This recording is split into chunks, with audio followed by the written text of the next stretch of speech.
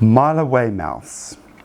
Fortunately, I have had a number of opportunities to work closely with Dale Mylar on his visits to Australia and New Zealand, and it is a particular passion of his to ensure that dressage horses are comfortable and relaxed.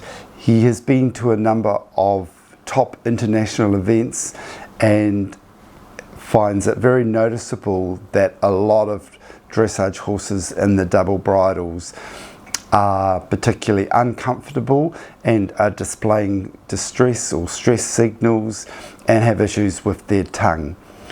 Personally, Dale Mylar has approached the FEI on numerous occasions to see if it is possible that double bridles are not a necessarily requirement to ride at upper level dressage. The reality is that the FEI have insisted that they do, so he has considered a number of options to make it very comfortable for the horse.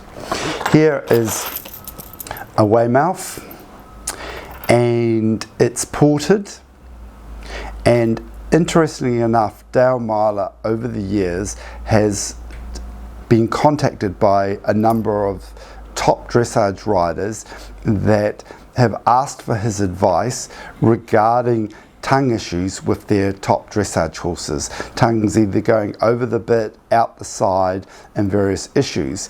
The first thing he tells them to do is to take away the bradoon or your snaffle and ride the horse purely in the Weymouth and get back to him in a few days' time and see how, and let him know how the horse went.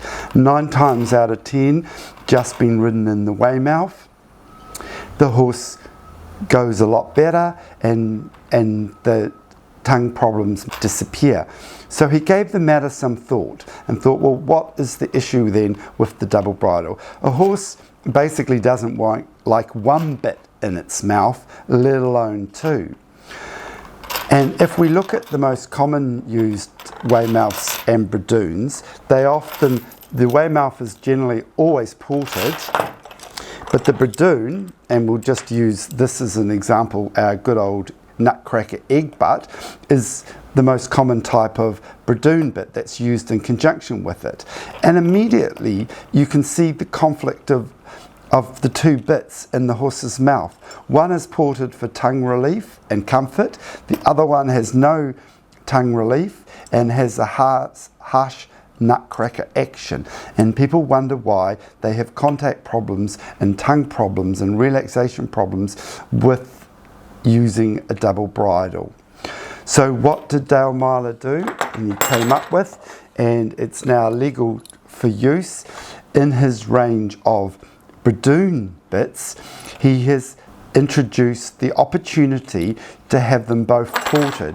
So if I take away the curb chain here, so we can clearly demonstrate, you still have your independent side action, your copper inlay, your roller for comfort, your port, this is a level 3 mouthpiece, so good tongue relief, and now you have your bradoon bit, which is also ported.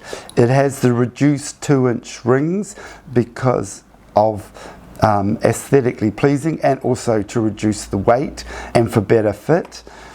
And as you can see, the 2 of them mirror each other and provide tongue relief but still meet all the requirements of a double bridle.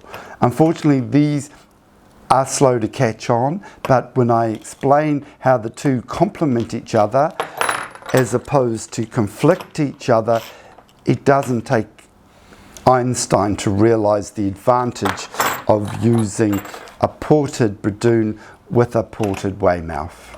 As we continue through the manual, we come to the Western D's.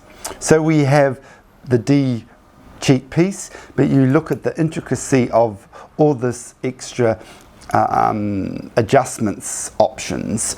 Now basically we still have the level 2 mouthpiece with all its advantages.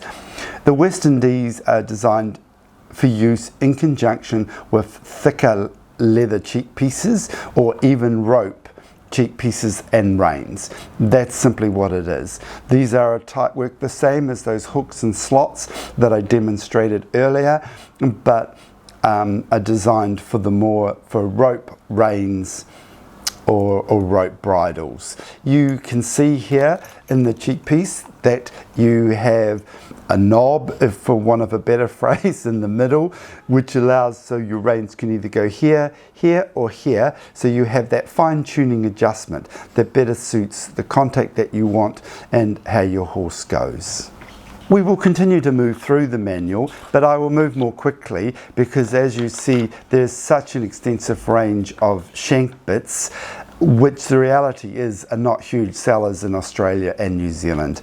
Unless you have a customer base of exclusive Western people, then you will probably, or Western riders, you'll find that there's very little demand for those in New Zealand. And certainly with your manual, you've got the information that you can provide should any of your customers want. The majority of them, of course, are special order.